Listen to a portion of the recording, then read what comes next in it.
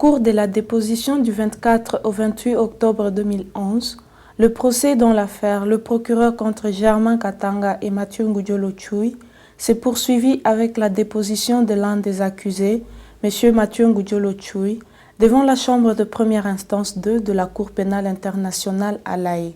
Il a été arrêté en février 2008. Il est actuellement au quartier pénitentiaire de Scheveningen à La Haye. Mathieu Ngudjolo Tchoui et Germain Katanga sont accusés d'avoir commis en tant que coauteurs les crimes de guerre et les crimes contre l'humanité dont l'attaque généralisée et systématique des civils dans le village de Bogoro, le fait de faire participer des enfants de moins de 15 ans à des hostilités, l'esclavage sexuel, meurtre, destruction des biens, pillage et viol. Leur procès s'est ouvert le 24 novembre 2009.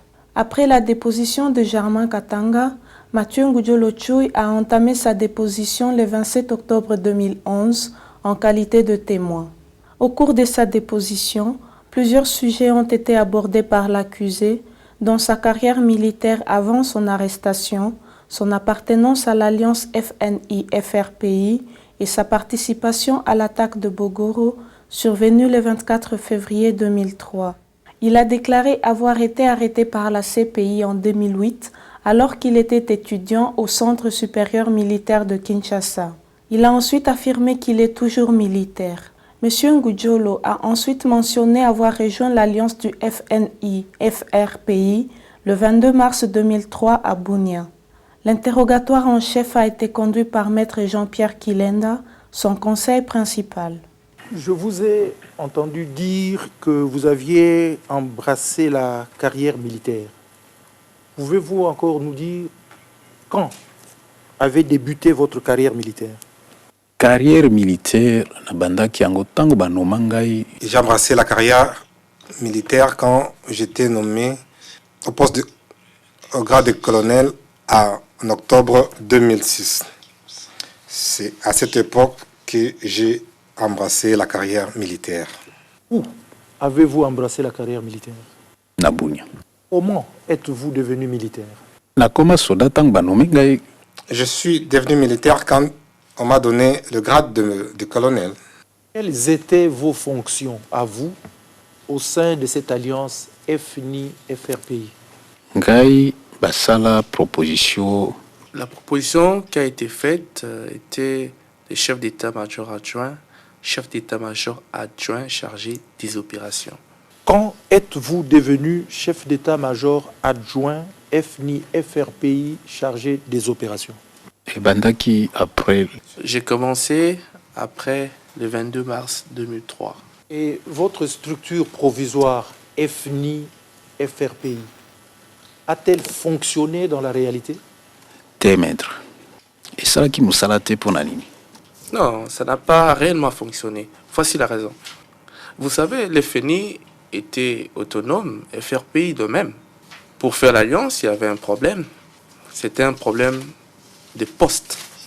Puisque lorsque Folibert est arrivé, il est l'Inde du Nord, il était le président.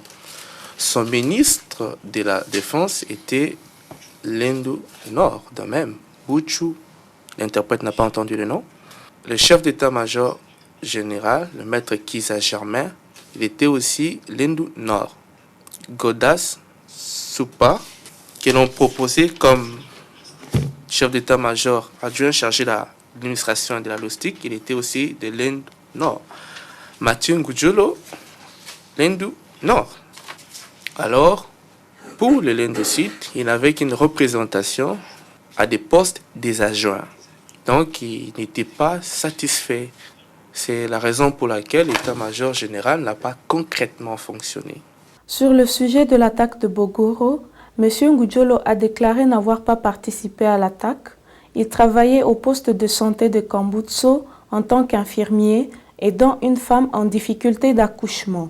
Et vous dites que c'est pour les faits qui se seraient déroulés à Bogoro le 24 février 2003.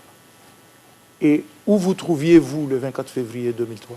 Le 24 février 2003, Le 24 février 2003, moi je me trouvais à Kambutso. Que faisiez-vous à Kambutso, M. Ngudjolo, ce jour-là? Maître, le 24 février 2003. Maître, le 24 février 2003, à 5 heures du matin, Maman Jeanne est venue me réveiller et faisait face à une difficulté à la maternité.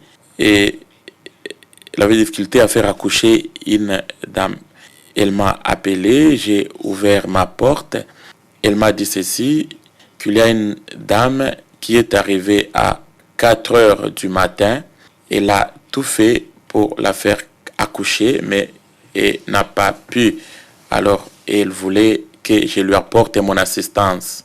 Nous sommes allés et en ce moment-là, nous attendions des crépitements, des bombes qui provenaient de Bogoro. Normalement, le cas de ces dames était un cas difficile. Et à la fin, ce que nous nous sommes dit avec son mari, cette dame a perdu cet enfant. Et ce jour-là, nous avions une réunion, la réunion du comité de santé. Nous nous sommes rencontrés avec le président du comité de santé. Et lui, il est venu pour assister à cette réunion-là que nous avions. Lorsque je suis sorti de la maternité, il était déjà au dispensaire. Nous avons conversé. À ce moment-là, il y avait des crépitements des balles, ce qui a rendu impossible la tenue de la réunion. Voilà comment s'est passée ma journée du 24 février, maître. Savez-vous ce qui est arrivé à Bogoro le 24 février 2003? Vous nous avez dit que vous n'y étiez pas, mais est-ce que vous savez ce qui est arrivé à Bogoro? Maître, le 24 février 2003. Maître, comme je l'ai dit avant, le 24 février 2003, j'ai entendu des crépitements de balles, des bombes. C'était vers Bogoro. Les soirs, je suivais la radio Kandip de Bunia. Lors des informations, ils ont dit que Bogoro venait de tomber. Les militaires venant de Kinshasa, à travers Beni, et les militaires de l'UPDF ont chassé l'UPC à Bogoro. Maître Kilenda a posé des questions aux témoins, se référant sur quelques passages des déclarations des témoins de l'accusation. D'abord, le P12. Connaissez-vous cette personne? Naebi. Oui, je la connais. P12 a affirmé devant cette chambre que vous aviez partout des escortes militaires composées d'enfants soldats. Aviez-vous des enfants soldats dans votre escorte? Maître T. Maître, non. Toujours lui. P12 dit qu'au cours d'une réunion où vous étiez déjà converti, que vous étiez une autre personne, que vous lui auriez dit à cette occasion que vous aviez commis beaucoup de fautes en tuant les Emma par erreur, puisque vous faisiez une confusion entre appartenance biologique et idéologique. Donc en mai-juin 2004, que vous étiez vraiment désolé d'avoir tué beaucoup de Emma.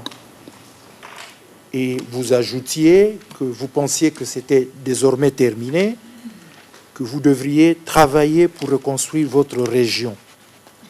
Et P12 dit même devant le juge que vous parliez honnêtement, mais a-t-il pontifié qu'il ne sait pas qui vous avez tué? Où étiez-vous en mai 2004, mai-juin 2004? Le mois de mai. Au mois de mai et au mois de juin 2004, j'étais en détention, monsieur le président. Je ne pouvais pas être à deux endroits au même moment parce que P12 a dit que j'avais dit ceci en Ouganda dans un hôtel.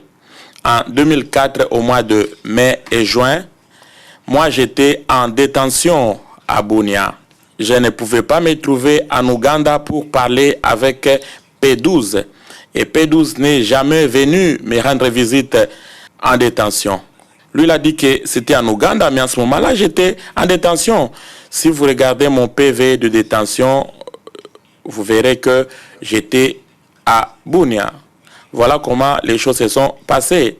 Moi, j'ignore tout ce qu'il a déclaré. Peut-être qu'il a vu mon ombre. Je ne sais pas. Ce témoin a rapporté à la Chambre qu'une coalition Ngiti et Lendu avait attaqué Bogoro en 2000, première attaque. C'est Lendu, d'après ce témoin, étaient vos hommes, les hommes de Ngudjolo, a-t-il dit. Qu'est-ce que vous en dites? Tata Zouzi, Maman Zouzi, na 2000. Monsieur le Président, Mesdames les juges, il n'y avait pas de guerre dans notre secteur en 2000, que ce soit à Bogoro ou dans les groupements Ezekere. La guerre a commencé le 9 janvier 2001 à Kotoni. 13 militaires ougandais et les EMA ont attaqué Kotoni. J'en ai déjà parlé. En 2000, j'étais étudiant à Bunia. Quand est-ce que je devais avoir des militaires pour aller faire la guerre à Bogoro? En même temps, j'étais étudiant à l'Institut technique de Bunia et j'étais étudiant. Monsieur Ngudjolo, voulez-vous expliquer à la Chambre et à nous tous ici présents pourquoi, d'après vous, l'Ouganda avait intérêt à chasser l'UPC de Bogoro? Commençons par l'Ouganda. UPDF. L'UPDF, si l'UPDF s'est battu à Bogoro, c'est parce qu'ils avaient un intérêt. Et quel a été cet intérêt? Lorsque les conflits a commencé entre l'UPDF et l'UPC, lorsque l'UPC a signé une alliance avec le RCD Goma, les responsables du RCD Goma sont venus à Bunia. Il s'agissait du docteur Adolphe Onosumba et les Ougandais ont vu cela et tout s'est passé en présence des Ougandais et ceux-ci n'étaient pas contents. Les Ougandais avaient peur, ils avaient peur des Rwandais et pour les Ougandais, ils avaient un intérêt capital sur le plan stratégique. L'UPDF se disait ceci: si les Rwandais et l'UPC attaquaient les Ougandais à Bunia, ils pouvaient avoir un problème pour s'enfuir parce qu'un raccourci pour eux, s'il s'agissait de se retirer, il s'agissait de passer par Bogoro. Et s'il fallait qu'ils reçoivent du ravitaillement, ils devraient recevoir ce ravitaillement par la route de Bogoro. C'est pour cette raison qu'ils voulaient déjà chasser l'UPC de Bogoro pour qu'ils aient un accès sur ces tronçons-là s'il s'agissait de se retirer de Bunia ou s'agissait d'avoir du renfort. Ils ne voulaient pas voir comme un obstacle à Bogoro. C'est pour cette raison qu'ils se sont battus à Bogoro et ils ont occupé Bogoro. Et le gouvernement congolais, quel était son intérêt? Le gouvernement congolais, intérêt na bango ezalaki légitime. Le gouvernement congolais avait aussi un intérêt légitime parce que l'UPC avait un projet de faire une sécession et cela pour le gouvernement était inadmissible. C'est pour cette raison-là que le gouvernement congolais avait un droit légitime de chasser l'UPC, non seulement à Bogoro, mais également dans toute la région de l'Ituri. Il ne s'agissait pas seulement de chasser l'UPC de Bogoro, mais de toute la région de l'Ituri. Il s'agissait de la même lorsque il y avait eu la sécession katangaise. Le gouvernement de Mobutu avait envoyé des militaires pour chasser cette sécession et c'était une bataille légitime. Donc pour le gouvernement de Kinshasa, c'était un droit légitime. Mais malheureusement, le gouvernement a fait quelque chose d'inadmissible à m'envoyer ici comme un bouc émissaire. Le procès se poursuit le 7 novembre 2011 avec l'interrogatoire de l'équipe de la défense de Germain Katanga. Ensuite suivra les représentants légaux des victimes et probablement le début du contre-interrogatoire du bureau du procureur.